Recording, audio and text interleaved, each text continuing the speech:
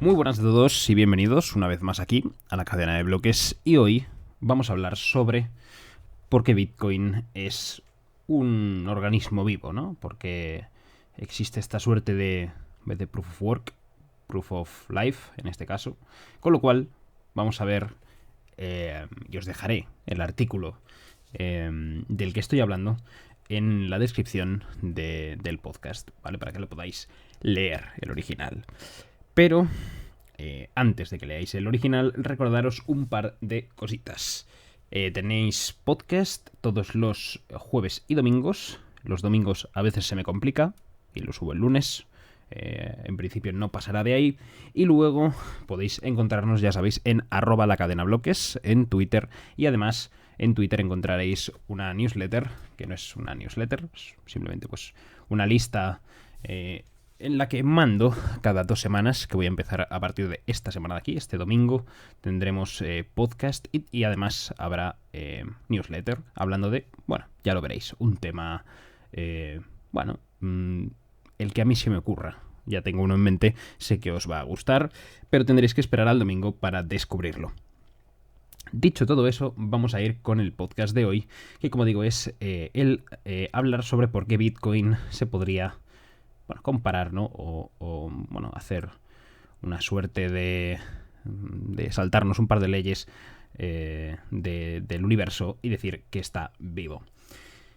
Esto viene a raíz de que, claro, tanto para científicos como para filósofos, como para un montón de gente a lo largo de la historia, siempre ha sido un desafío el definir de manera concreta qué es la vida, qué es algo que está vivo, qué diferencia algo que está vivo de algo que no lo está, cómo acotamos la definición de vida.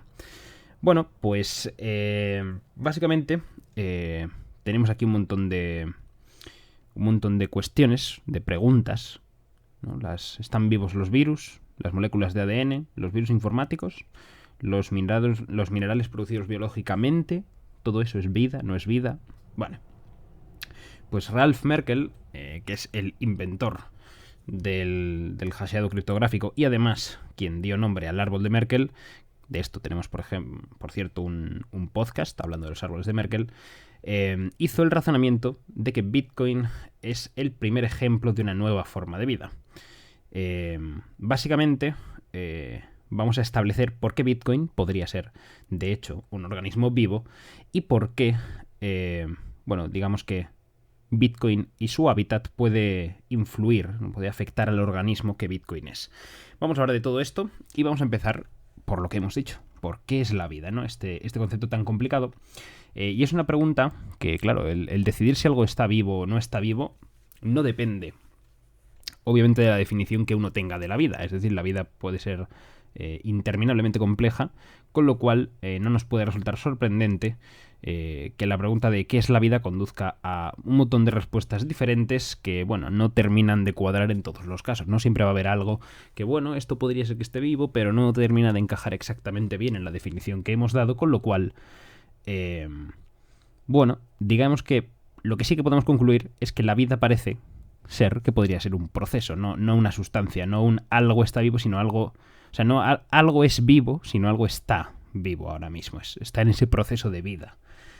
Con lo cual, podemos tratar de describir este proceso observando las cosas que están vivas y observando lo que hacen, ¿no? Tienden a crecer, a reproducirse, responden a distintos estímulos del exterior, heredan rasgos, están hechos de unidades más pequeñas, ¿no? De células, por ejemplo, y utilizan energía de diferentes tipos para mantener su estructura interna frente a la entropía. Dicho todo esto, desde una perspectiva física, ¿no? Desde la física, los seres vivos son sistemas termodinámicos, ¿no? Utilizan diferencias de energía en su entorno para mantener una organización molecular específica y poder crear copias de sí mismos, es decir, reproducirse. Básicamente, termodinámicamente hablando, los sistemas vivos son capaces de reproducir su entropía interna a costa de energía, que es, gratuita, digamos, que la toman del entorno en forma de comida, en forma de luz, etc. Dicho brevemente, los seres vivos creados, los seres vivos que existen, crean orden dentro de todo el caos de su entorno, ¿no? Digámoslo así. Y Bitcoin, en ese sentido, está haciendo exactamente eso, ¿no? Es decir, toma energía del ambiente, del entorno, del medio en el que está y pone las cosas en orden. Es decir, reduce su entropía interna. ¿Cómo lo consigue? Pues lo consigue anexando bloques a una estructura bien ordenada, que algunos, bueno, ya sabéis que se conoce por muchos nombres. Blockchain, el libro mayor, es el libro mayor distribuido, ¿no? Que es toda la base de datos, ¿no? Que es al final lo que es una blockchain de Bitcoin, en este caso. Y básicamente, lo que nos ayuda a entender esto es que esta estructura es solo parte de un sistema bastante más amplio y complejo de lo que parece, ¿no? Es decir, igual que la columna vertebral de los vertebrados, es importante, pero sin duda, sea distribuido o no, un libro mayor en sí es tan útil y tan vivo como un saco de huesos, en verdad. No tiene, o sea, la propia blockchain, el propio libro en sí, no tiene una profundidad tal, ¿no? Una importancia tal como para ser más importante que ese conjunto de un montón de cosas que es Bitcoin. Con lo cual, vamos a tener que mirar más allá de la palabra vida para ver de qué va todo esto. ¿Por qué Bitcoin puede ser un elemento, ¿no? un algo vivo? Y ahora llegamos a la siguiente pregunta. Ya que hemos visto qué podría ser la vida o qué es la vida, tendremos que ver qué es Bitcoin. Bueno, pues Bitcoin, que comparado con la vida biológica, digamos tradicionalmente entendida, puede parecer bastante sencillo, encontrar una respuesta a qué es Bitcoin ya hemos visto hablando aquí en el podcast, y seguro que muchos de vosotros, si ya lleváis un tiempo, habéis visto que entramos luego en un montón de especificaciones, en un montón de entender las cosas distintas, ¿no? De qué es Bitcoin, cada uno tiene un poco su forma de entenderlo. Luego podemos hablar, claro, de Bitcoin con mayúscula, de Bitcoin con minúscula, de una suerte de Bitcoin que engloba al con minúscula y con mayúscula, etcétera, ¿no? Es decir, al final no es tan fácil definir qué es Bitcoin, aunque sí lo es, pero es difícil dar una sola respuesta que englobe todas las posibles, ¿no? Como evidentemente es muy fácil contestar la pregunta, pero contestarla envolviendo todo lo que Bitcoin es complicado.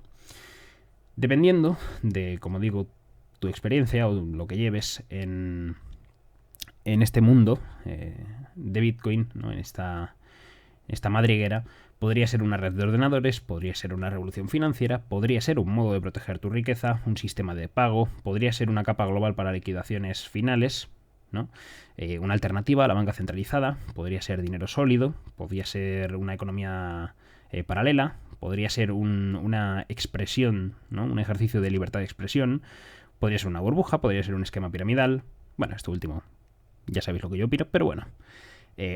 Podría ser un protocolo de comunicaciones, una base de datos, eficiente o ineficiente, podría ser el dinero mágico de Internet, o podría ser todo lo anterior un poco así mezclado, ¿no? Con varias de esas acepciones. Con lo cual, Bitcoin es diferentes cosas para diferentes personas, como hemos dicho. Sea lo que sea, sin duda Bitcoin es algo a tener en cuenta y tiene vida propia, ahora vamos a ver por qué, y por lo tanto, plausiblemente, lo mejor va a ser describirlo como un ser vivo. Mucha gente ha llegado a esta conclusión, no he sido yo.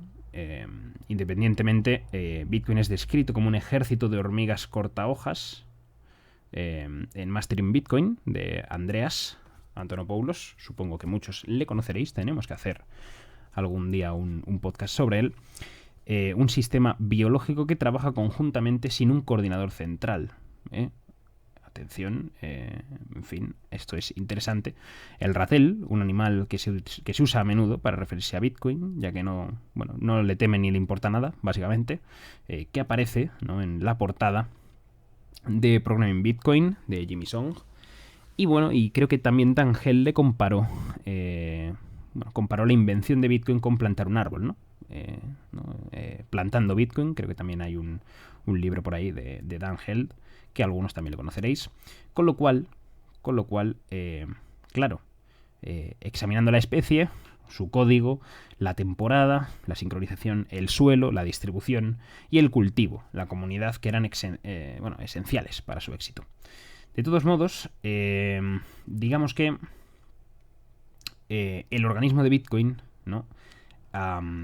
Podría tener un montón de partes, es decir, podríamos ver un paralelismo en, quiero decir, tú tienes el metabolismo, que sería la minería, tendrías las células, ¿no? Todo el sistema celular que lo compone, que serían toda la red de nodos, responde a estímulos externos, ¿no? Como podría ser el entorno en el que esté, las condiciones del mercado, etcétera, cambios en su red, crece, ¿no? Crece en usuarios, crece como mercado, ¿no? Como cuota de mercado. Crece la red, su red, ¿no? esa red de nodos, ¿no? Esa a nivel celular crece. Paradójicamente, Bitcoin usa la replicación, ¿no? Para crear la escasez absoluta, ¿no? Se reproduce a él mismo de múltiples formas y en múltiples niveles. Es decir, el código fuente se replica por los repositorios, el software se copia a sí mismo al instalarlo, el libro mayor, ¿no? Ese registro, se reproduce en cada nodo, los bloques se propagan por la red replicándose, incluso los hachos se pueden entender como entes reproductivos, ¿no? Dividiéndose y juntándose durante el proceso de transacción. Las mutaciones, en este sentido, pues también tendrían cabida dentro de esta definición nuestra de Bitcoin: transacciones inválidas, bloques inválidos, cientos de bifurcaciones, miles de copias imperfectas que han sido creadas en Bitcoin en los últimos años, y la herencia, que Bitcoin también hereda algunos rasgos de sus predecesores, ¿no? La criptografía de llaves públicas, las firmas digitales, las redes peer-to-peer, el timestamping digital, ¿no? Esa costosidad infalsificable que tanto caracteriza a Bitcoin y su sistema de Proof of Work, etc. Todo esto lo encontramos aquí, en Bitcoin, en esta red, ¿no? Este ente que podríamos considerar como algo vivo. Como veis, no se queda tan lejos de la realidad. Bitcoin encaja en todos estos aspectos cuando se trata de las características de los seres vivos, de crecer, reproducirse, heredar, transmitir rasgos, utilizar energía para mantener una estructura interna estable, de naturaleza celular y que responda a los distintos entornos donde habita. Pero claro, eso no es todo, como hemos dicho. No es, tan fácil encuadrar esto, y si queréis, solo si queréis, podríamos llegar a analizar más en profundidad ese último punto, el punto de cómo Bitcoin, vive y respira en Internet, ¿no? Que dijo Ralph Merkel, ¿no? Pues cómo Bitcoin puede interactuar, ¿no? Interactúa y toma un comportamiento u otro dependiendo, ¿no? de esos estímulos que le da el entorno donde habita. Pero básicamente aquí termina el breve podcast de hoy sobre por qué Bitcoin podría ser un ente vivo, o por qué definir a Bitcoin como algo vivo, ¿no? Como algo, como algo vivo, como un organismo vivo, no está o no se queda tan lejos como muchos os podríais haber pensado hace apenas 15-20 minutos de la realidad. Y dicho esto, nos vemos en el próximo pod de la cadena de bloques.